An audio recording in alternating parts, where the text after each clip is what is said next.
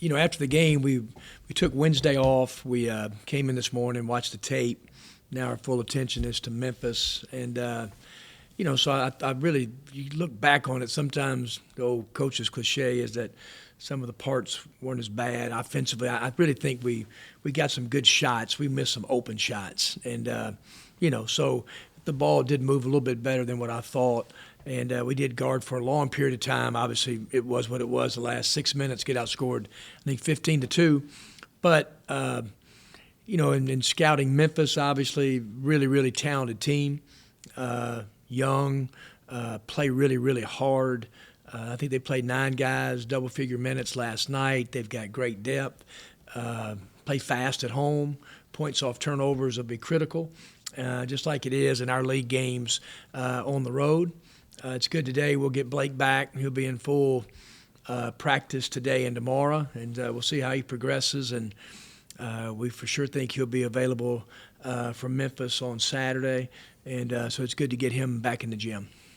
What do you think is the best-case scenario for Blake? Is it 10 minutes? Is it 5 or more? I couldn't tell you, Parrish, 'cause I really want to see him today. I'll let you know probably after practice. I probably could get a really good read, on how many minutes, because I don't know. I do know, just yesterday he came by the office, just wanted to talk, and we're talking about kind of all of his schedule of practices on and off days and different things. And but I do think that, him coming back when he and KJ are playing, then KJ can slide even more to the 3, and play more there, and could even play KJ at the 5 and Blake at the 4, and so it gives us just different options. And but his weight, like I said, he weighed 226 today, so that's the lightest he's ever been since he's been here. So that part of it's good. So we'll just kind of see how he settles in and able to handle some of the up and down.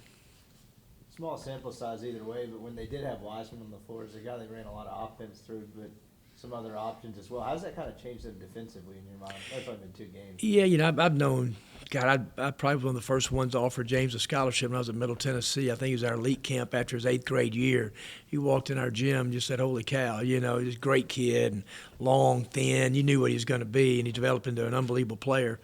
He's a great rim protector. He really is. And he's got a great presence on both ends of the floor. They obviously, you're going to miss a guy like him. Don't get me wrong, you're going to. But they're still really, really talented, and they're still undefeated when he hadn't played Bahamas and in their games. So they've still got great length. Thompson, Morris, they're long, they're athletic, and so they still got other rim protectors. You've obviously known this game was on the schedule. How closely were you paying attention to everything that was happening with him and Penny? Well, if you follow college basketball, you're going to see it. Obviously it was a huge story when maybe the number 1 pick in the draft is going through that. But,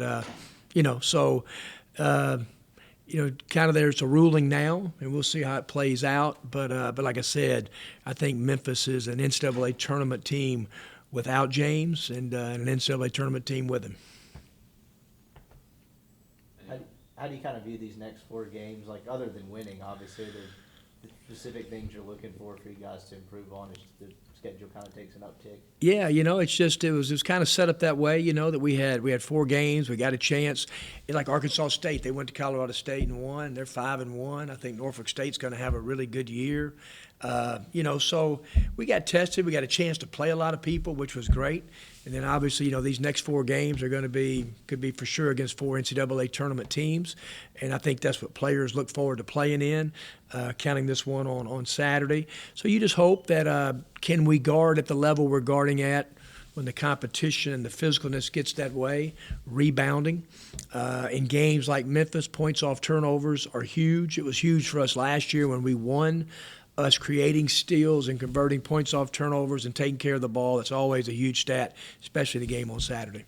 You mentioned the other night that it was pretty evident which guys were ready to play and which guys might not be as ready. Do you have a number in your head of how many guys you want to see in one of these bigger games? Yeah, I think that our bench right now probably 9, maybe 10, and then I guess it just depends on the flow of the game, foul trouble, certain guys that get into foul trouble.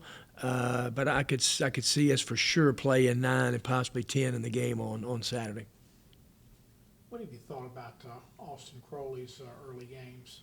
Yeah, I like, Austin is, I like the fact the other night he drove the ball, and because that's what he is. He's very athletic, and, early, he's had some good shots, but he's kind of, really, I think in the first 3 games, all of his shots were threes. And so, really shot faking, getting paint touches, being athletic at the rim, which he can be. He plays defensively with a good IQ. I mean, he's in good places. He can follow a scout. Now just the physicalness of taking on, physical drivers and being able to be physical at point of contact. And but yeah, I just think there's no question early in the season you've seen his talent levels high.